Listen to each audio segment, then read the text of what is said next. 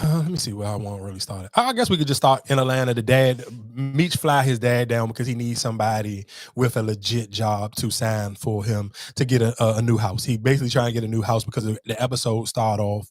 2 Chainz basically was in the trap house, and the trap house got raided. And in this trap house was the trap house that Lil Meech was living in, because of course he's from Detroit, so he's still trying to kill 2 birds with 1 stone. Basically, I'm gonna trap out my house and I'm gonna live here too.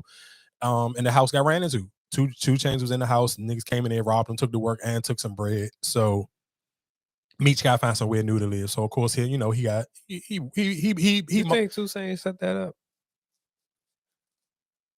I don't know. I mean, that's just the way he came out of it. It's like he didn't even care about it. Like when he came out, when he got pushed out, and it's just like, all right, Meech pulled his gun out, got the shooting, like. Yeah, and then when you go into the meeting and you say the shit that you say, it's just like, damn, nigga, did you really set us up? Like, yeah, I'm with you. I'm with you on that one. I didn't think of it like that, but you're absolutely right. Did he really care? Because he hasn't been on board though. Yeah, he been kind of giving like some pushback the whole time. And like you said, when he come out the joint, he come out there like fake, like holding his stomach, but it's not nothing crazy with it. Like you said, as soon as Meech see them running out the joint, he just get to letting his joint blow. So it was just like, I mean, you might be right. I don't necessarily know, because 2 Chainz had like literally this whole season he been giving Meech like a lot of pushback, and then he kind of in the back of his brain, I feel like he still feel like Meech is responsible for his cousin getting killed. So it do kind of seem like you might be right. His cousin was the dude who was Young Miami's baby father on last season. Yeah, but you might be right. You might absolutely be right. I won't throw that off and say that is wrong. So you might be right on that one. So like I said, he did fly his dad out, flew his dad first class. Of course, he finessing his dad, trying to wind it down and impress his dad to kind of make his dad seem like, I'm doing this bad thing, but I'm cleaning it up. And he still, even when the episode first started off, it started with, and I like how they kind of just line that storyline up to let you kind of know, to plant the seed with the musical background, like with him and his dad, like playing the drums and the keyboard in the house together. And that was kind of their little way building up a bond. Because of course, like if you see from season 1, because we're on season 3 now, you kind of never really got to see what type of real bond Meech had with his dad, because it seemed like from just off the rip, they kind of always been bumping heads because Meech was so into the money thing. So you kind of had that little situation where it's always seemed like they've been bumping heads the whole time. So it's just realistic to see that little bond. And then even when he flies dad down, as soon as his dad come into the house, he trying to, woo his dad, like, oh, look at the studio, my man built this, boom, boom. What you think? What you think about the sound? Like, he know where his dad's sweet spot is. Like, he know his dad saw for music. He know his dad really into music. So this is the way I'm gonna lure him. So I'm gonna lure my dad in. I'm gonna get him to kind of be like, oh yeah, boom, boom, boom. So which he did. And then at that time they got a big music conference. And of course, I mean, I don't even know if they still have big music conferences now, but I do know at one point in time, like, the music conferences is a thing, and they used to tap. What's so crazy? Like, and that's why I guess, like, when you listen to people like Joe Budden or just anybody who used to really be in the music business for a long time, and you got to experience, not even mention this, but when they just experience how the money is different in the music business, I always think, because dog, you got to think about it. Rappers used to get paid to go to those things. They used to charge people crazy money to even go to one of those conferences. Like, them conferences wasn't cheap. Like, you had to have some real bread. And that's why even the way they explain it, like, oh, these be all the drug dealers. And that's how he met the dude. Because most realistically, back in that day, if you was an independent rapper from whatever city, 9 times out of 10, if you was moving around, it was a drug dealer who was funding it. So that kind of, even the way they paint, and that's why, again, like for me, I'm saying, and I'm looking at that story, I'm younger. I didn't get to live and experience it, but I'm still old enough to experience being a person putting up money and figuring out, like, which music conference do you want to go to, or do you want to go here, or do you want to go there? So I understand this whole scenario. So I'm not paying. That's why for me, I'm not paying attention to the Tupac situation, because I'm kind of like, damn, this crazy how this kind of, like, because when you in the moment and you younger, and for Meech to be so young, it's like, damn, for him to even think like that. Because like I said, I've been in that same scenario, of course, not at that same level of money and at that same level on the streets, but still at a smaller level, still be able to afford to get into the joint. But you're not thinking of, oh, damn, you can sit here and network with somebody and meet you a plug or connect or somewhere, where he thinking completely different. Like, the music is the back burner for him. The music was the front for me. Like, this month, you know what I'm saying? Like, it was completely different. But when I'm watching it, I'm like, damn, I never thought of this level. So that kind of make you sit for somebody, it make you respect him a lot more. Be like, damn, this nigga really was thinking outside the box. Like his brain was on something completely different. And for his dad going in, it's just like, hey, I'm happy. It's like this the music thing. And even for the Miami dude lining his dad up the whole time, it was like, damn, this dude knew who your dad was. Because when he was talking to his dad, like I ain't know who that dude was. So whole time he knew who Meech's father was, and he was lining him up the whole time. And Meech the only person, I don't even know how Meech put 2 and 2 together that fast. Because nobody, I think about all the rest of them is from Atlanta. They didn't know who that dude was. Mm-hmm. And he already, he ain't from Atlanta, but he already made his name in Atlanta. Whoever this dude, I guess he was supposed to be the dude. I think his name was supposed to be Glock. So he done kind of already put the thing down. But for his dad was like, damn, I'm getting to kind of relive a dream, coming to this music thing, and I've never been here before. So that kind of gets short-lived because, of course, niggas gonna be niggas, and they break out into a big fight, and then the police come. His dad felt some type of way because it was basically like, the drugs in the community tear down the community on so many different levels. And his dad felt like this was just a different level of y'all drug dealer money and just, that energy that y'all bring with y'all, you tearing down something else that we had before. But like I said, to me, I just like that whole, like, damn, I just like, damn, I wish I would have thought like that. Like that was just the way he thought about that whole little music situation and how he was even just bumped into the St. Louis dudes. It was like, damn, that was fire. And then even the St. Louis dude, it was like, he's just trying to clean his money up. He's saying, okay, my little cousin, he plays sports or whatever case may be. I'm just trying to let him, get a little bit of taste of the life and have him bump shoulders at an early age so he can kind of, get his mind together before his career take off. And the crazy thing is, the dude who gonna play the sports, that's gonna be the dude that Meech end up building his real St. Louis connection with. But just because, like I said, me watching the Vlad interviews, what else happened in that episode? Of course, who you think really called the CPS on Terry? You think it was? Do you think it was either what's the police officer name? Or you think it was Lala? You talking about the black guy? Yeah. Nah. You don't think it was him? No. Because think about it, the CPS people came right after. What did Terry and them do? They did something, and the girl and he did something. This was before they robbed her or tried to rob her junk.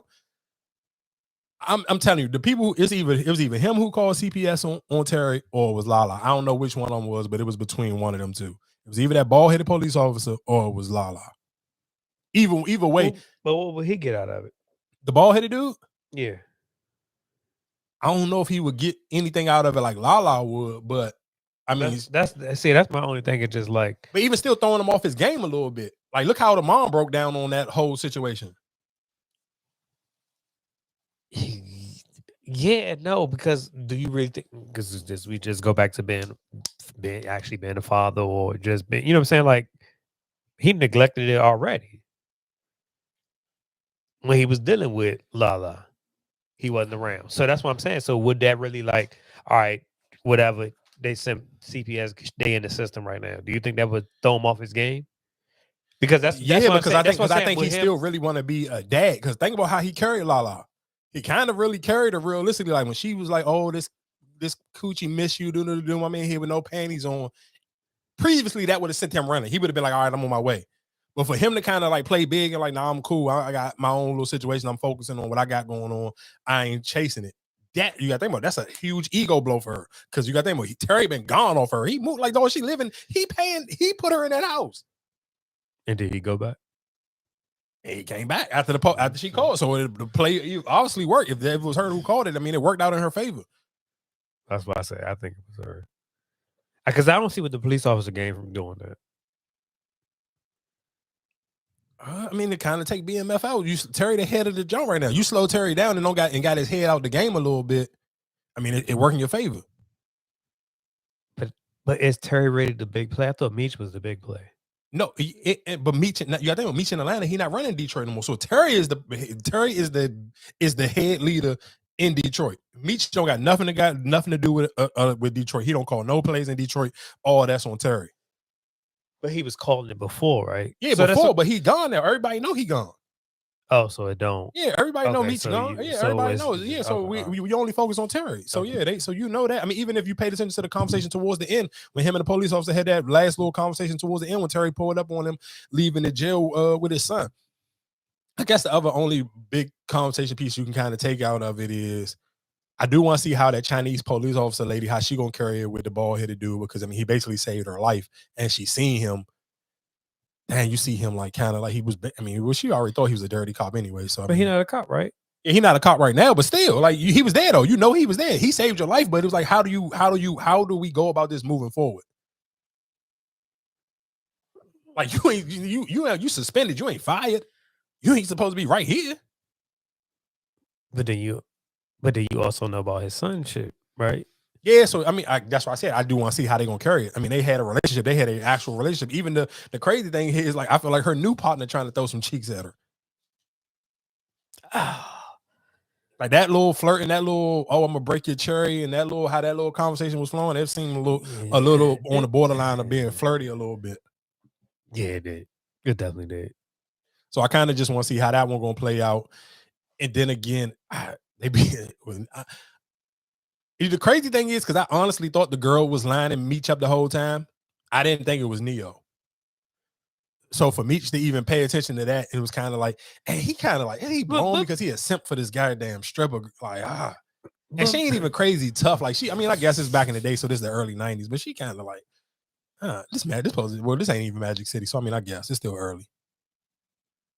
But it's not Magic City? No, it's not Magic City. It's called, what is it called? Platinum or something? Yeah, it ain't Magic City. Mm-hmm. Yeah, they beat the shit out of Neo though.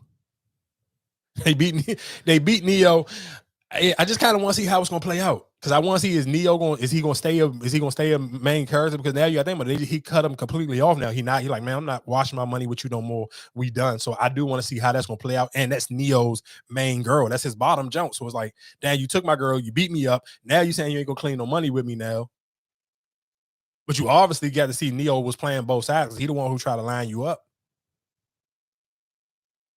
Because I'm sure the girl probably wasn't thinking about it. I'm sure Neo pressed her out, asked her what information she gave to Meech. Boom, boom, boom. She tell him, then boom. Now Neo put the play. So I get how it can happen. Like she gave that information to Meech, and then I'm sure Neo beat her up, smacked her around, asked her what she tell Meech, and then boom, he put 2 and 2 together and try to basically get Meech smoked. So I do kind of want to see, like, is Neo character gonna be gangster because you didn't got beat up and he done took your girl? You ain't gonna just let that slide.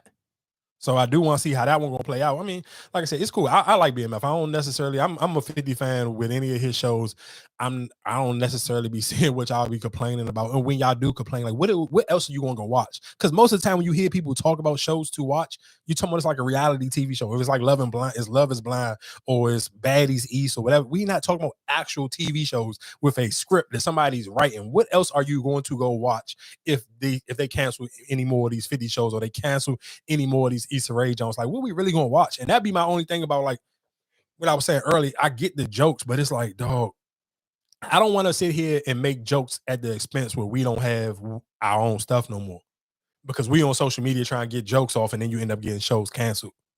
Because I even seen when somebody, I think it was the Neighborhood Talking, they picked up somebody who was like, when we gonna have a real conversation about how horrible BMF is? I'm like, what are we watching it? It's not horrible to me. I don't, like I say, I can't speak for everybody else, because I can't. Everybody else living experiences may not be mine, so the show may not be as relatable as it may be to me, or some of y'all may not be as invested off if you didn't never watch some of these Vlad interviews. So for me, again, like I said, with that St. Louis thing, to me, it was like, damn, this tight. I want to see how it play out, just because I already heard this dude's story. So I want to see how they're going to paint the picture on it, or like what's, like a little bit far off, what's more realistic, or whatever the case may be. Like, even just for me, for somebody, like, if you know Big Meech story, is like the extra violent stuff. I'm like, bro, this never was supposed to be his bag. So to see a lot of this stuff is just going left and he got to be violent, it's kind of like, damn, I don't know. I don't get it. And I'm never going to be a fan of, like, even if I don't like something, we just not going to talk about it. Like, you know how much music come out and we just don't be talking about it? Like, I don't get it, but whatever.